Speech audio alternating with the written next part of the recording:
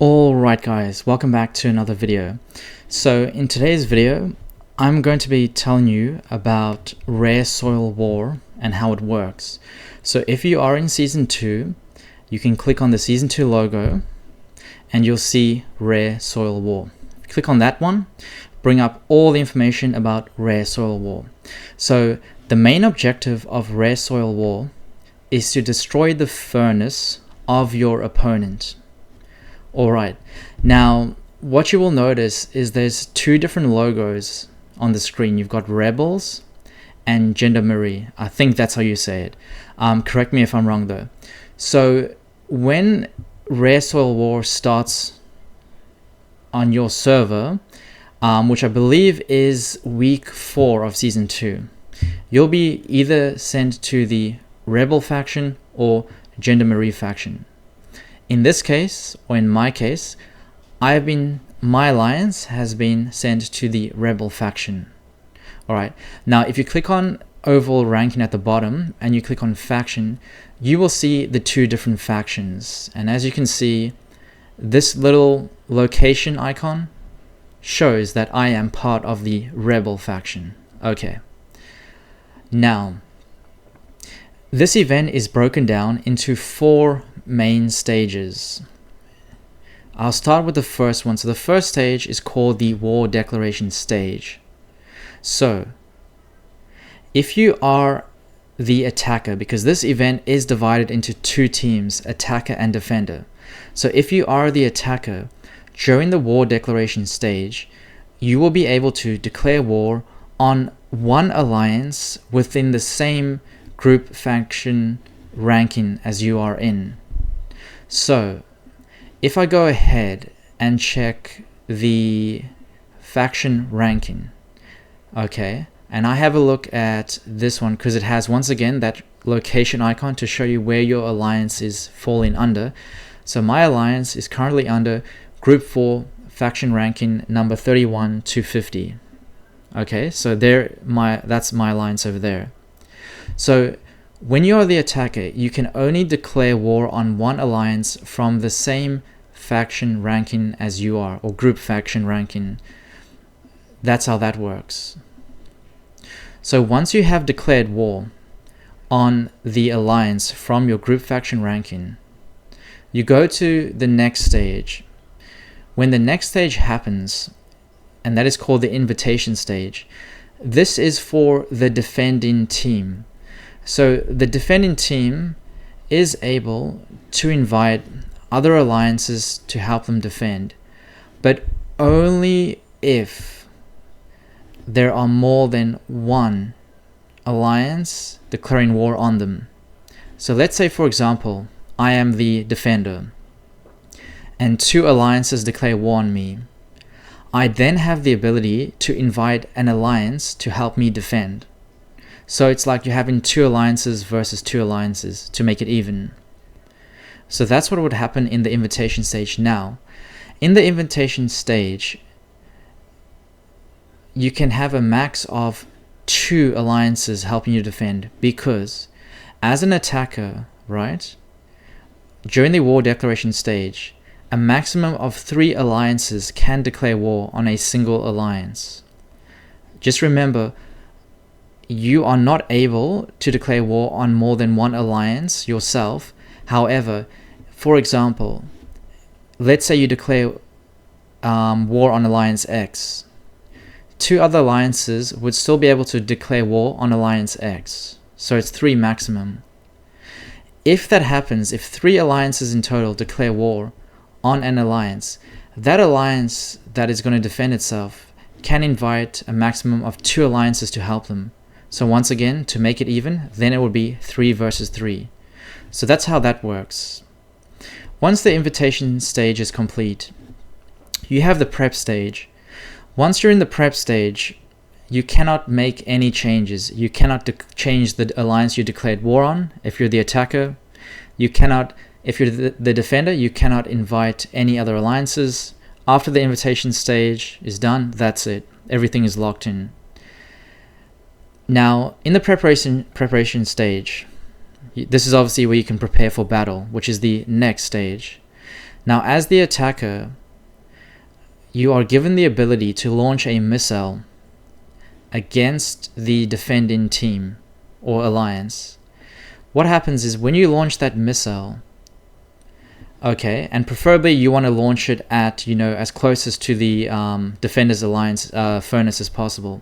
When you launch that, any base that's within the red square, that will be displayed once the missile is going to be launched. So if you are a base within that red square, you will be teleported to a random part of the map, okay?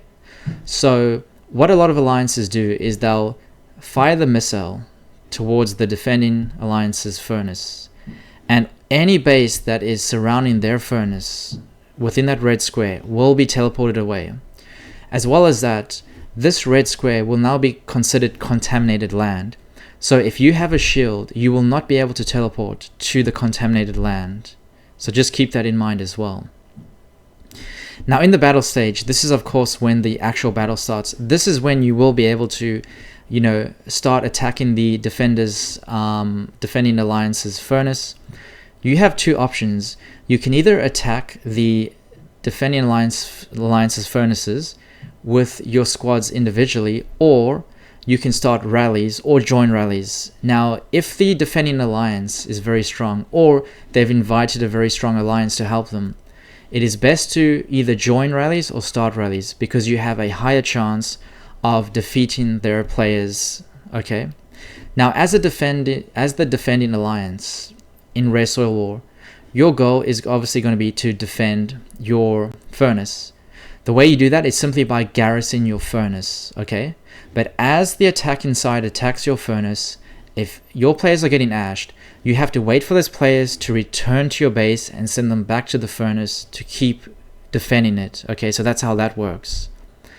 Now, if you are the defending side as well, when the attacking side launches their missile, you do have the option of actually attacking it so that you can intercept the missile, thereby destroying it so they can't actually launch it. So what happens is, if you are on the attacking side, you get to choose what's called the warlord, which is the player that's going to actually launch the missile. So the defending team is able to attack that warlord and attack their missile so that they cannot launch that missile. So that's what happened in our last Soil War. They were able to attack our missile, thus intercept it, so we couldn't actually launch it. So it's very important to launch the missile as the attacker to get the upper hand in the battle. That is the most important thing that you need to be able to do. Okay. Now, when you are the attacking team, you will get rewards for killing units and also losing units. It's not going to show up on my screen yet because my next Soil War, my alliance is going to be the defenders, okay? But you will get rewards for killing troops or losing troops. There's 3 main chests that you can open, similar almost to Capital War or to Warzone War. You'll be able to get like honor points, resources, and a few other rewards as well, okay? Now, one way to track whether you are the defender or attacker, there's 2 ways. So if you notice where it has your faction, underneath it says defender. So our next war, we are going to be the defenders. Another way to check is to go on to this little icon that says battle time. That will show you what will be happening in the future in terms of whether you'll be the defender or attacker. So as you can see, on the 26th of the 3rd, we are going to be the defenders. So that is going to be actually on Wednesday. Then on Saturday, which will be the 29th for us, we are going to be the attackers. So this will be our last round. Like once we've finished with this, then the Rare Soil War will be finished for us. As you can see, we are in round 7. I believe there are 8 rounds in total. One thing to also just keep in mind, if I can't remember if I mentioned this yet, but this event will start on week 4 of season 2, I believe. So it won't start immediately once, season 2 begins. So, to summarize, the main objective of this event depends on whether you are the attacker or defender. For attackers, you want to destroy the furnace, okay? Destroy the durability of the furnace. Once that goes to 0 durability, you will then be able to essentially win the event, okay? When you also do that, you will be able to get a percentage of what they call the rare soil. So if you look at the overall ranking, right, and you go to this tab alliance, you can see that my alliance currently has this much rare soil. So when you do attack another alliance as part of this event and you win as the attacker, you pretty much get to take their rare soil. So that's how this ranking system works. And if you wanted to just have a quick look at the rewards, these are some of the rewards you can get. So Alliance Leader Reward, Core Member Reward, Elite Member Reward, Valued Member Reward, and then in terms of the faction, here are the rewards available. Okay. So now as the defender, just to summarize, your objective is to protect the furnace. So you want to garrison the furnace and protect it. You want to prevent the furnace from being destroyed. So that is your objective. Now, if you did want a more in-depth view or in-depth description of this event, you can click on the little eye icon and you can actually read about the event. It's quite a lot to read, but it is very useful. Okay, so that is Rare Soil War in a nutshell. So hopefully that sort of made it easier for you to understand, especially for those players who are just beginning Rare Soil War, or for those players who are still, you know, waiting to start Season 2. So if you watch this, it'll give you some preparation in advance for this event. Alright, so hopefully that was a useful video for you, and I'll see you all in the next video. Goodbye.